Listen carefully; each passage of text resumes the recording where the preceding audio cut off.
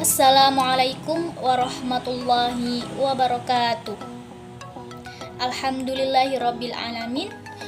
Rabbi syrahli sadri wa yassirli amri wahlul 'uqdatam min lisani yafqahu qawli, amma ba'd. Sobahul khair ayyuhat tullab.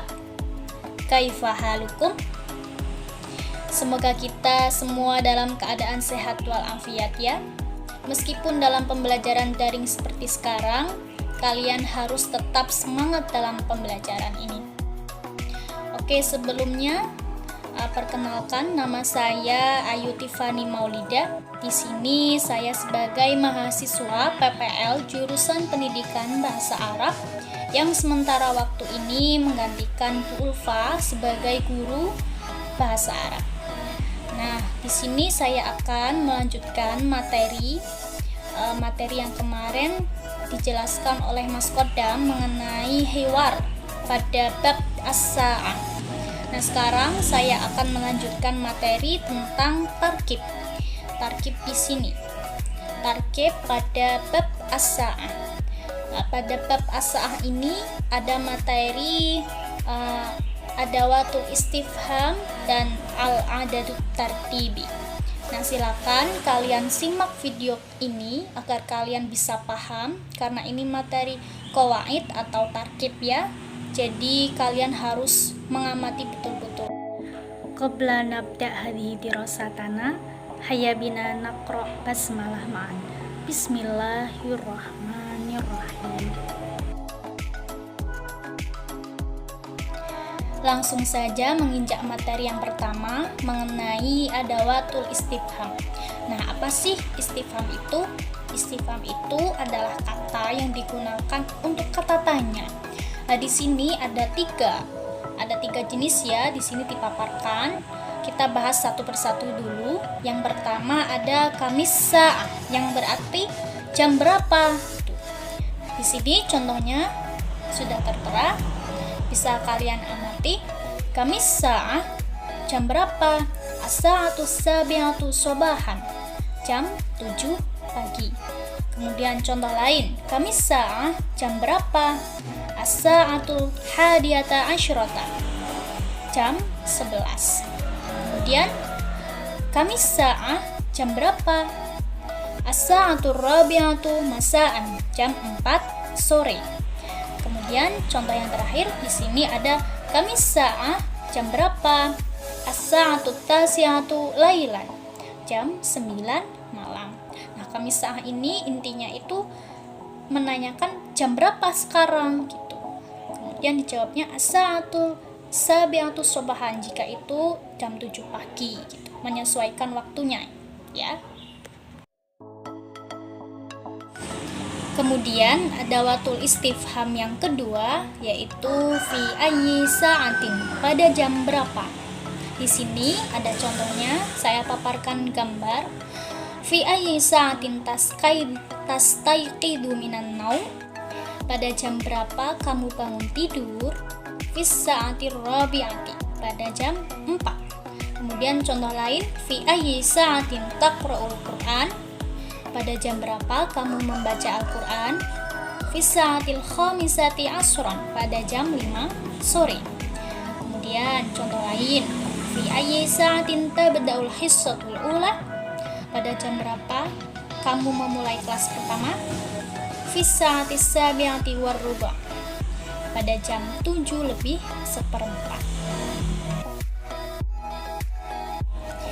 Kemudian ada adawatul istifham yang ketiga, ada kam sa'atan, berapa jam. Di sini ada contohnya. Kam sa'atan yastaghriqu dhihabu ilal masjid, berapa jam kamu pergi ke masjid. Nah, yastaghriqu di sini dalam kurung itu berarti menghabiskan waktu. Tapi kita langsung mengartikannya berapa jam kamu pergi ke masjid. Di sini jawabannya ruba as-sa'ah, seperempat jam. Kemudian contoh yang kedua, kam sa'atan yastaghriqu darsul lughatil arabiyyah, berapa jam kamu belajar bahasa Arab. Sa'atan wan nisf, 1 jam, 1 jam setengah. Kemudian contoh yang ketiga, Ada kam sa'atan tastaghrikul mubarah, berapa jam pertandingan berlangsung? Sa'atan wahidatan, jawabannya 1 jam. Kemudian contoh yang terakhir, kam sa'atan tudzakirud dars, berapa jam kamu mengulang pelajaran? Sa'ataini, 2 jam.